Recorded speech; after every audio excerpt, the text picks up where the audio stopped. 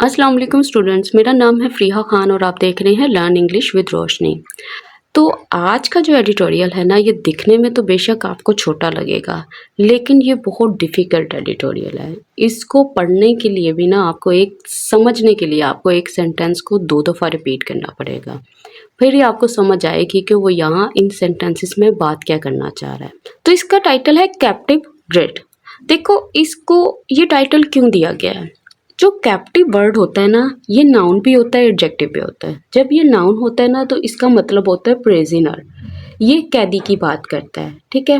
और जब इसको एडजेक्टिव बना दिया जाए ना, तो इसका मतलब क्या होता है? इसका मतलब होता है कि किसी को कन्फाइन कर दिया गया है, किसी को केज्ड कर दिया गया है, किसी को लॉक्ड अप कर दिया गया है, उसको वहीं तक लिमिट कर दिया गया है। और यहाँ पे उसको कहाँ तक महदूद किया गया है, कहाँ तक उसको कैदी बनाया गया है? वो ये बात कर रहा है कि पहले जैसे इंडस्ट्रीज जो होती थी ना, वो अपनी ही पावर जनरेशन के ऊपर डिपेंड करती थी। अब क्या हो रहा है? अब उनको फोर्स किया जा रहा है कि आप नेशनल ग्रिड की तरफ जाओ। मतलब उनको क्या किया जा रहा है? उनको वहां के कैदी बनाया जा रहा है, उनको वहां तक महदूद किया जा रहा है। कहाँ तक? ग्रिड तक। अच्छा, इसमें वो क्या कह रहा है? वो ये बात कर रहा है कि जो गवर्नमेंट है ना, शुरू से जो IMF रिक्वायर्ड रिफॉर्म्स हैं, उनसे बचती आई है। क्यों बचती आई है? क्योंकि इसके ऊपर प्रेशर होता था पावरफुल ग्रुप्स का। लेकिन इस दफ़ा वो ये कह रहा है कि अब इस दफ़ा उसको मजबूर किया गया है कि आपने लागू करना ही करना है गैस लेवी को, गैस टैक्स को। किसके ऊपर? कैप्टिव पावर प्लांट्स के ऊपर। तो इससे क्या होगा? जो गैस प्राइसेस हैं इंडस्ट्रीज के लिए वो इंक्रीज हो जाएंगी और सेल्फ जनरेटेड जो इलेक्ट्रिसिटी है वो ज़्यादा एक्सपेंसिव हो जाएगी। और इस तरीके से क्या रिजल्ट निकलेगा? उनको पुश किया जाएगा कि वो ग्रिड इलेक्ट्रिसिटी की तरफ आ जाओ। तो अब वो इस एडिटोरियल में ये बात कर रहा है कि इससे इलेक्ट्रिसिटी कंजम्पशन तो इम्प्रूव हो जाएगी और रेगुलर कंज्यूमर्स को भी फ़ायदा पहुंचेगा, लेकिन इससे एक्सपोर्ट्स जो है वो महंगी हो जाएगी। तो इसने फिर कुछ वेज बताए हैं कि किस तरह से जो टेक्सटाइल एक्सपोर्टर्स हैं वो अपने ऊपर काम कर सकते हैं। और इसके साथ साथ इसने गवर्नमेंट को भी एक बात बोली है कि आप भी जो अपनी सोलर पॉलिसी है उसको फिक्स करो, कि अगर आप वाकई में एक्स्ट्रा कॉस्ट को कम करना चाहते हो। तो ये है आज का एडिटोरियल इस बारे में। तो इस एडिटोरियल में आपको एडवांस्ड वोकैब देखने को मिलेगी, आपको फ्रेजेस मिलेंगे जैसे रिगल आउट है, बेंचमार्क है, वायबिलिटी है, स्क्रूटनाइजिंग है। इस तरह की बहुत ज़्यादा जो हाई वोकैब है वो भी आपको देखने को मिलेगी। आपको पता चलेगा कि किस तरीके से आप क्लियर, स्ट्रक्चर्ड और प्रोफेशनल इंग्लिश को समझ सकते हो। इस तरह के एडिटोरियल्स पढ़ने का एक फ़ायदा ये भी होता है कि फाइनेंशियल और पॉलिसी रिलेटेड डिस्कशंस जो होती हैं ना, वो आप इंग्लिश में इजीली कर सकते हो। आपको पता होगा कि ऐसे टॉपिक्स पे मैंने कौन सी वोकैब यूज़ करनी है और किस तरह के सेंटेंसेस को बनाना है। तो चलें अब स्टार्ट करते हैं। कह रहे it is a common practice. इसका मतलब क्या? इसका मतलब है ये जो चीज़ है ना, ये होती रहती है। मतलब गवर्नमेंट की बात अगर यहाँ पे कर रहा है तो गवर्नमेंट ऐसा काम करती रहती है। तो it is a common practice. अब जिसके लिए भी यूज़ कर रहे हो ना, तो इसका मतलब यही है कि वो पर्सन या वो चीज़ ऐसा ही काम करती आई है। अगर आप हाउस हेल्पर्स की बात कर रहे हो, तो अगर आप ये बात करते हो कि वो आए दिन बहुत ज़्यादा छुट्टियाँ करते हो, तो आप क्या कह रहे हो? It is a common practice. और फिर उसके बाद आप उनसे रिलेटेड कोई सेंटेंस बनाओगे। अब यहाँ पे it is a common practice किसके लिए आया? गवर्नमेंट के लिए आया। और उसके साथ आपको ये नज़र आ रहा है कोलन साइन। कोलन साइन इसने क्यों इस्तेमाल किया, ये सारी डिटेल में बाद में बताती हूँ। The government makes commitments. कहता है गवर्नमेंट जो है वो क्या करती है? वो वादे करती है, वो प्रोमिस करती है। किन के साथ? विद ग्लोबल लैंडर्स, इनके साथ। अच्छा, क्यों करती है? फॉर देयर मनी, उनकी मनी के लिए, पैसों के लिए। एंड देन, और फिर क्या करती है? ट्राइज, कोशिश करती है, to wriggle out of them, कि उनसे बच निकले। कहता व्हेन, जब, फेस्ड विद प्रेशर, जब उसको प्रेशर का सामना होता है। कहाँ से? From powerful lobbies, powerful groups से। कहता कौन से पावरफुल लॉबीज? कहता दैट माइट बी अफेक्टेड, कहता हो सकता है जो इस चीज से अफेक्ट हो, जिनके ऊपर असर पड़े। तो ये यहाँ से यहाँ तक इसका सेंटेंस है। अब इसमें क्या बात कर रहा है? इसमें ये बात कर रहा है कि ये एक कॉमन प्रैक्टिस है, ये मामूल का काम है। गवर्नमेंट जो है वो वादे करती है ग्लोबल लैंडर से, जब उसको मनी चाहिए होती है, जब उसको फाइनेंशियल हेल्प चाहिए होती है। फिर क्या करती है? फिर उनसे बच निकलती है, जब उसको सामना करना पड़ता है प्रेशर का। कहाँ से? इन पावरफुल ग्रुप से। और ये वो ग्रुप्स हैं जो कि इनसे अफेक्टेड होते हैं। किससे अफेक्टेड होते हैं? जब वो रिफॉर्म्स लेकर आते हैं, वो तब्दीलियां लेकर आते हैं, जब वो जो लैंडर्स हैं ना इनको बोलते हैं कि इतना टैक्स लगाओ, तो तब ये अफेक्टेड होते हैं। अच्छा, अब इसकी वोकैब देखो। अब इसने यहाँ पे यूज किया कमिटमेंट। कमिटमेंट का मतलब क्या होता है? इसका मतलब होता है प्रॉमिस की बात कर रहा है, प्लेजेस की बात कर रहा है, वादों की बात कर रहा है। ठीक है, अब एक और चीज नोट करो, इसके साथ कमिटमेंट के साथ उसने वर्ब यूज किया मेक कमिटमेंट। देखो, जब भी आप प्रॉमिस करोगे या कमिटमेंट करोगे उसके साथ आप मेक का वर्ड यूज करोगे। मेक कमिटमेंट या मेक प्रॉमिसेस। असल में मेक का मतलब क्या होता है? बनाना। तो अब यहाँ पे आप किस चीज को बना रहे हो? आप यहाँ पे चीजों को क्रिएट कर रहे हो अपने अल्फाज के जरिए। तो इसलिए हम इस्तेमाल करते हैं मेक कमिटमेंट और मेक प्रॉमिसेस। लैंडर्स कौन होते हैं? क्रेडिटर्स होते हैं, जो कर्ज देने वाले होते हैं। रिगल आउट, इसका मतलब क्या होता है? इसका मतलब है एस्केप करना, अवॉइड करना, इवेट करना, डॉज करना, बचना। देखो, इसने यहाँ पे कॉलन साइन का इस्तेमाल किया। देखो, कॉलन साइन के ना मुख्तलिफ जगहों पे मुख्तलिफ इस्तेमाल है। अब यहाँ पे इसलिए इसने क्यों डाला है? क्योंकि ये अपनी बात को एक्सप्लेन करना चाहता है, एक्सपैंड करना चाहता है कि मैंने ये वाली चीज़ जो है, ये सेंटेंस यहाँ पे क्यों लिखा है। अगर इसने कॉमन प्रैक्टिस की बात की थी ना, तो इसने कोलन साइन लगाकर इसने तफसील में सारा कुछ बयान किया है कि ये क्या बात है, किसके लिए मैंने ये चीज़ लगाई है।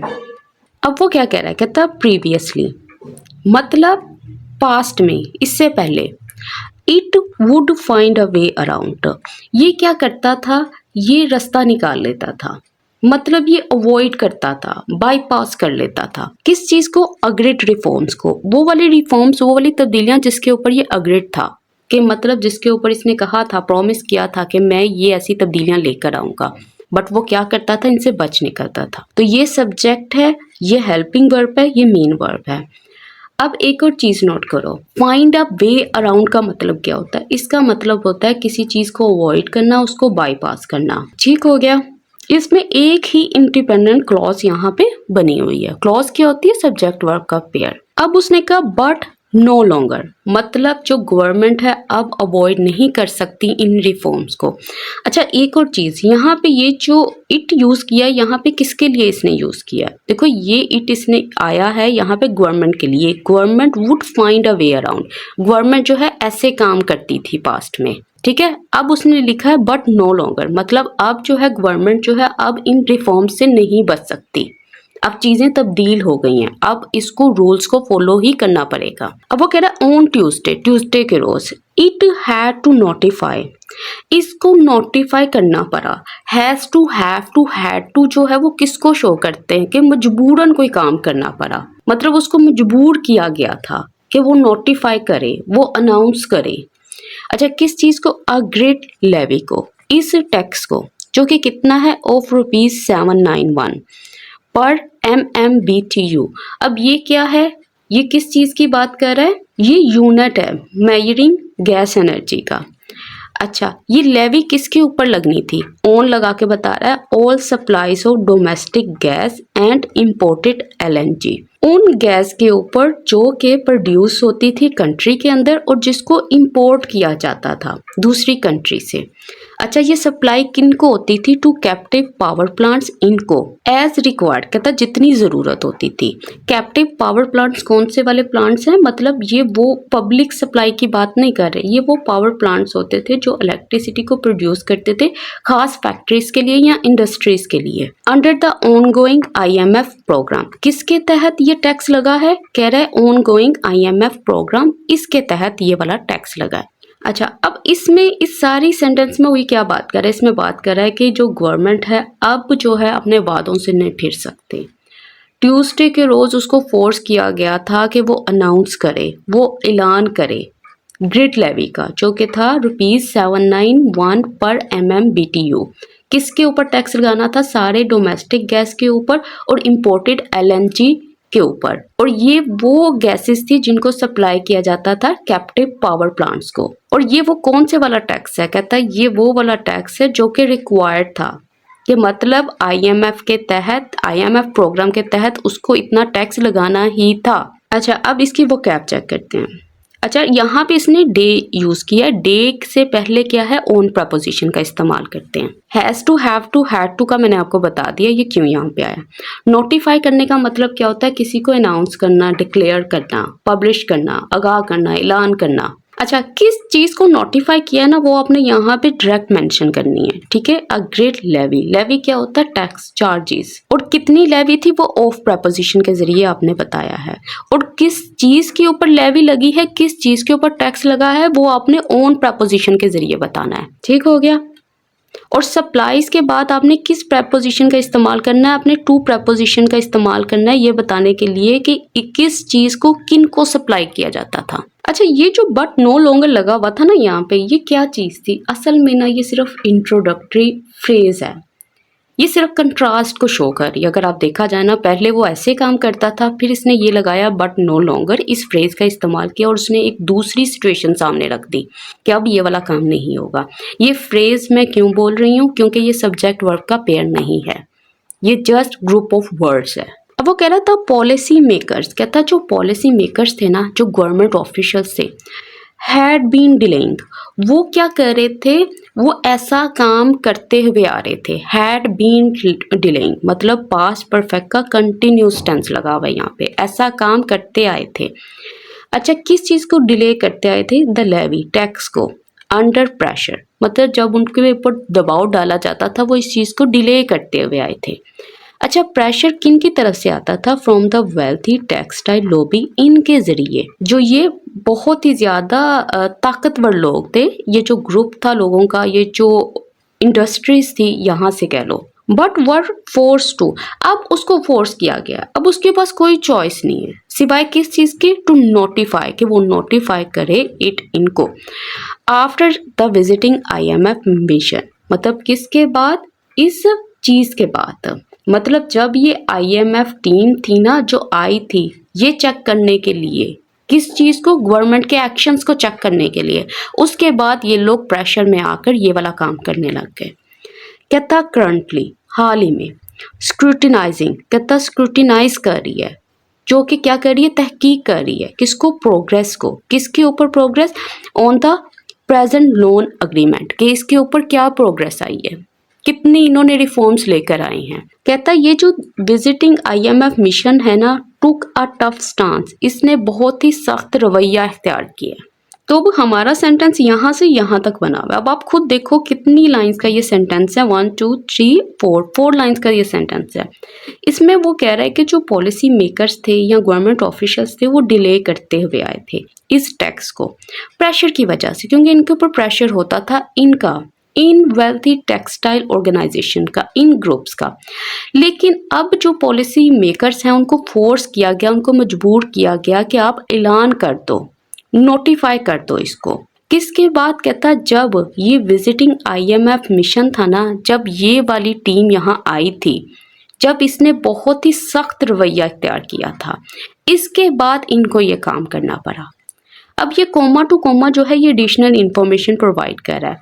ये कौन सा IMF मिशन है, कहता है ये वो वाला मिशन है जो कि स्क्रूटिनाइज कर रहा है, जो कि तहकीक कर रहा है प्रोग्रेस की, किसके ऊपर, प्रेजेंट लोन अग्रीमेंट के ऊपर, कि लोन लेने से पहले जो इनके अग्रीमेंट्स थे, जो वादे थे, उनके ऊपर कहाँ तक प्रोग्रेस पहुंची, कितने वादे इन्होंने पूरे किए। अच्छा, अब ये सब्जेक्ट है पॉलिसी मेकर्स मतलब लॉ मेकर्स की बात कर रहा है, डिसीजन मेकर्स की बात कर रहा है। डिले करने का मतलब क्या होता है, इसका मतलब है उसको पोस्टपोन कर रहे हो, आप उसको डिफर कर रहे हो, आप वो वाला काम करना ही नहीं चाह रहे, आप उसको मुलतवी कर रहे हो। लेवी क्या होती है, मैंने टैक्स बताया।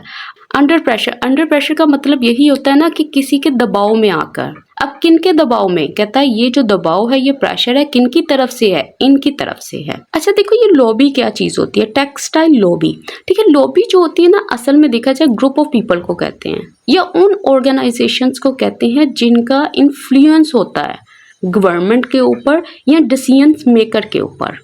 और यहाँ पे ये जो टेक्सटाइल लगाया है ना, टेक्सटाइल लॉबी, तो आप ये समझ लो कि ये हिमायती गिरोह है, ये वाला हिमायती गिरोह। अच्छा, स्क्रूटिनाइज करने का मतलब क्या होता है, इसका मतलब होता है आप उसको एग्जामिन कर रहे हो, इंस्पेक्ट कर रहे हो, आप उसको रिव्यू कर रहे हो, एनालाइज कर रहे हो। अच्छा, टफ स्टांस का मतलब क्या, आप इसको समझ लो बहुत ही सख्त रवैया, मतलब उनकी जो अप्रोच थी वो बहुत स्ट्रिक्ट थी। अब आगे देखते हैं। अब वो कह रहा है द न्यू लेवी रेजेस, कहता है जो नया टैक्स है ना वो रेज करता है, वो इंक्रीज कर रहा है किसको, गैस प्राइसेस को। अच्छा किसके लिए, फॉर कैप्टिव पावर, इनके लिए।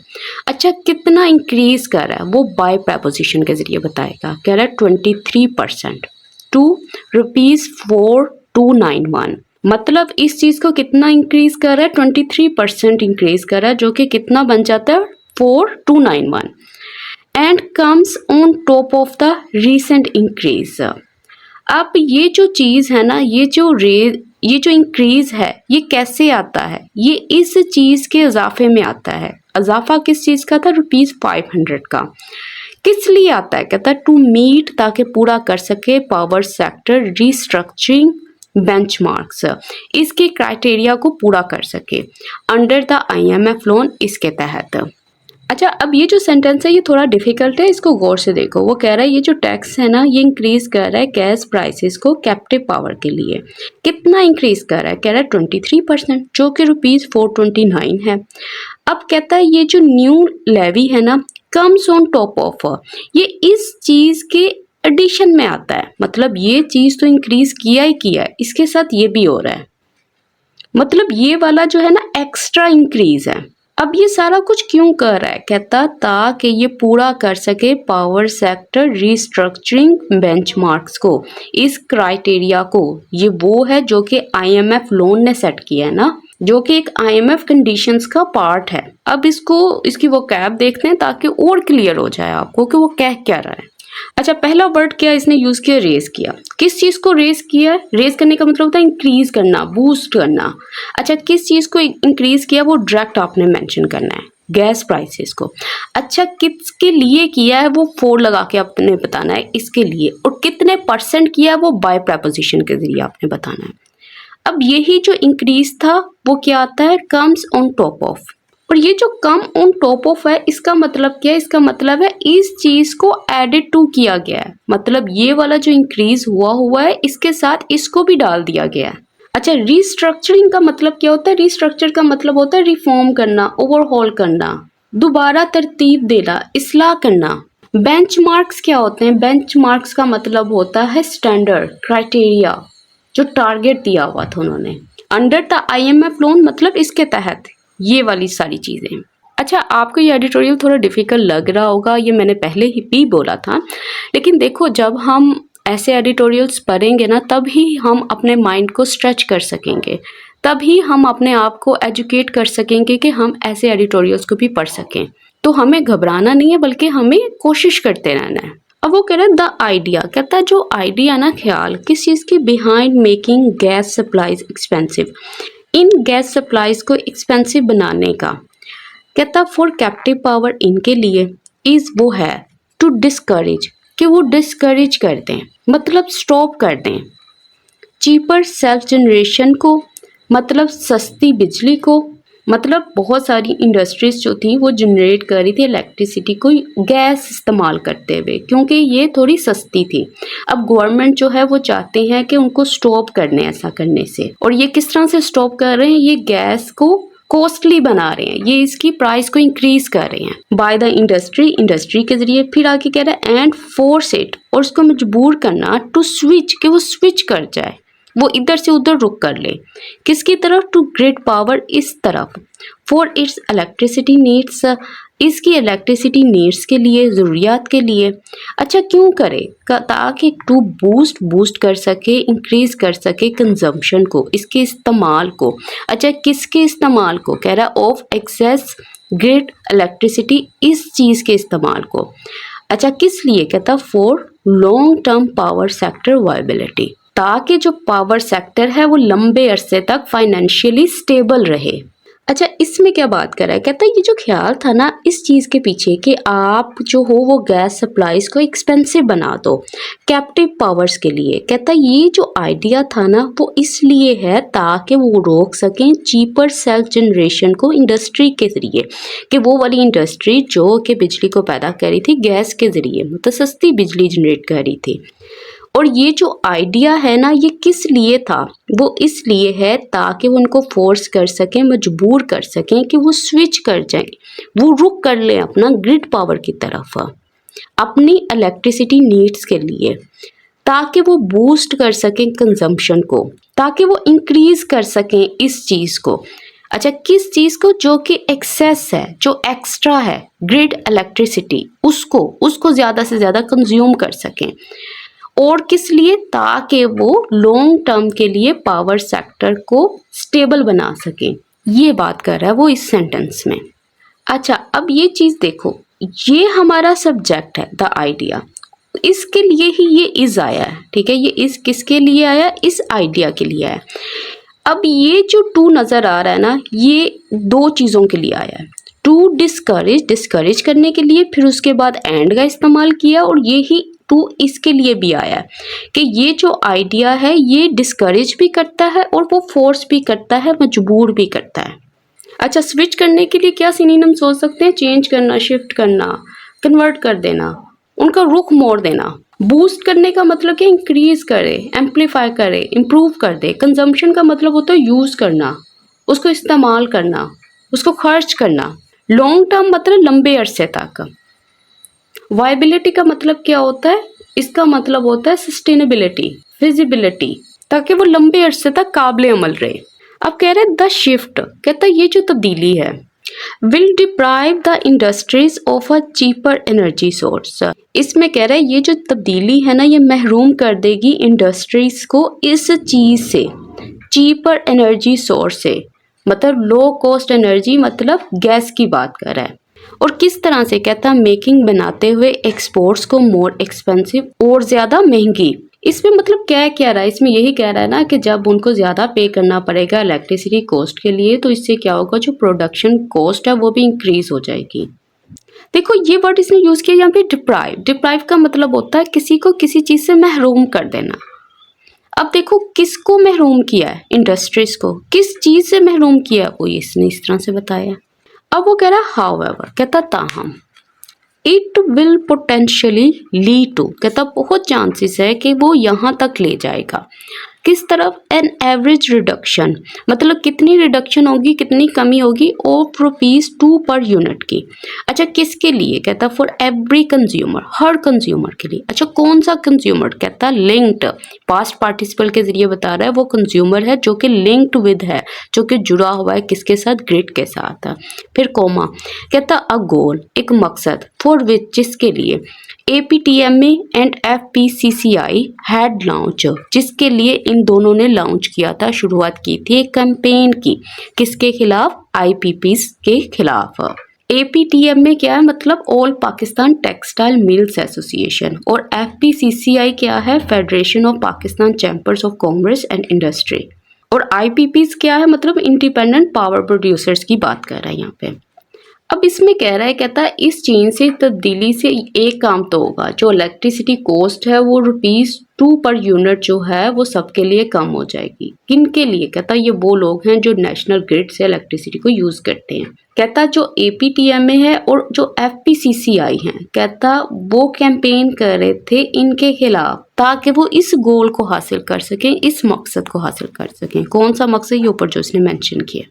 अच्छा, अब इसने ये जो पास्ट पार्टिसिपल जो यूज़ किया ना, लिंक, जो यहाँ पर ऑब्जेक्टिव का काम कर रहा है, इसका मतलब क्या? इसका मतलब कनेक्टेड है, जो एसोसिएटेड है, जो अटैच्ड है। कैंपेन क्या होती है? कोई भी मूवमेंट होती है, ड्राइव होती है, इनिशिएटिव होता है, तहरीक होती है, कोई मुहिम होती है। और वो क्यों चलाते हैं? ताकि आप जो है ना अपना खास मकसद हासिल कर सकें। और वो जो मकसद है वो उसने ऊपर मेंशन किया है।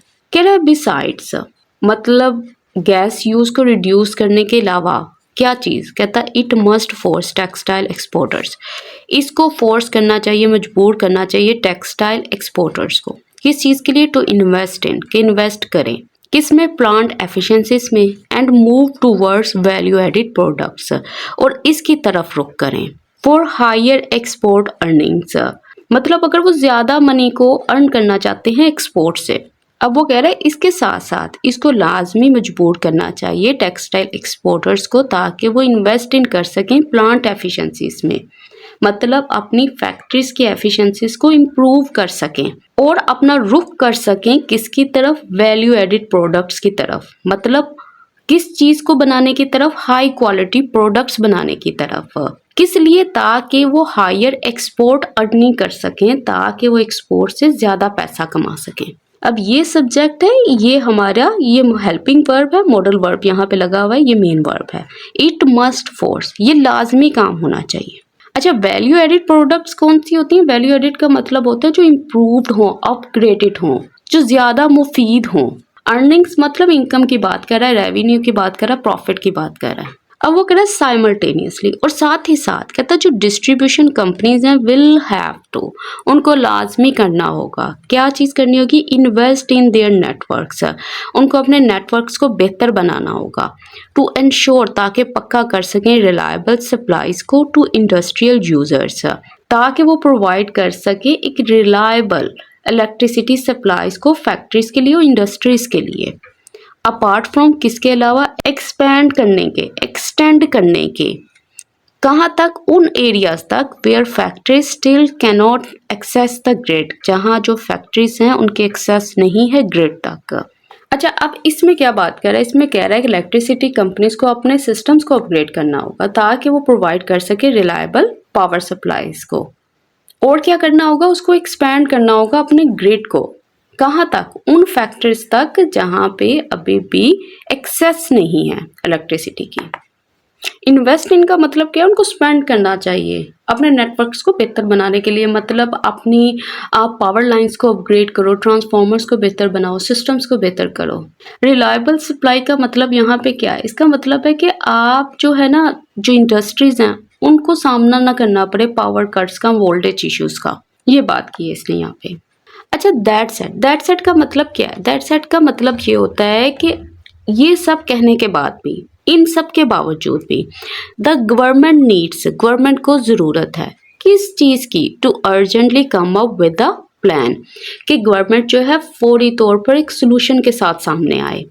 अच्छा, कौन सा सोल्यूशन, कहता टू रिड्यूस द बर्डन, ताकि वो रिड्यूस कर सके बर्डन को। अच्छा, बर्डन किसका है, ऑफ ₹1.5 पर यूनिट का। अच्छा, बर्डन किसके ऊपर है, वो ऑन लगा के बता रहा है, ऑन ग्रिड यूजर्स, इनके ऊपर है।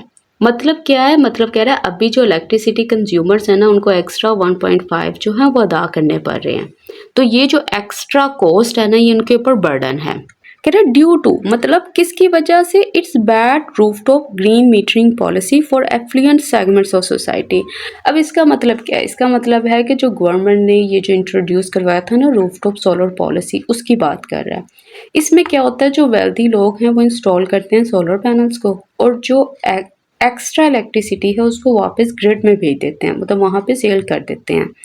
तो वो कह रहा है कि ये जो पॉलिसी आपकी ये वेल प्लान नहीं है, तो इससे क्या हो रहा है, जो कॉस्ट है वो इंक्रीज हो रही है जो रेगुलर जो इलेक्ट्रिसिटी यूजर्स हैं उनके लिए। तो ये बात कर रहा है कि आप अपनी इस पॉलिसी के ऊपर भी काम करो। तो इसके साथ ही आज का एडिटोरियल कंप्लीट होता है। बहुत डिफ़िकल्ट एडिटोरियल था, मैंने कोशिश की आपके लिए इसको आसान बना दूं। अगर आपको मेरी ये कोशिश अच्छी लगे, आपको वीडियो पसंद आए, तो प्लीज़ इसको लाइक कीजिएगा, चैनल को सब्सक्राइब करें, इसको ज़्यादा से ज़्यादा शेयर करें। इसके साथ ही मुझे इजाज़त दें। अल्लाह हाफिज़।